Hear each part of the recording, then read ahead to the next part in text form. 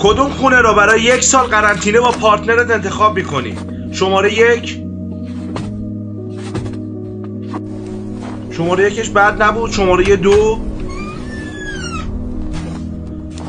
شماره 2ش فکر میکنم بهتره ولی باز فضاش کوچیک بود. بریم شماره 3 رو نگاه کنیم.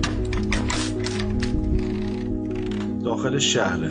شماره 3. شماره 3 هم کوچیک بود. شماره 4. خب شماره 4 فکر میکنم بهتر باشه، نقلی تره. خب شماره 5 داخل چادر، خیلی هم تکمیله همه چی خوبه. خب شماره 6. شماره 6 فوق‌العاده خفنه. من خودم شماره 6 رو انتخاب میکنم تا اینجا. بریم شماره 7 رو ببینیم. خب شماره 7ش هم خیلی خوبه.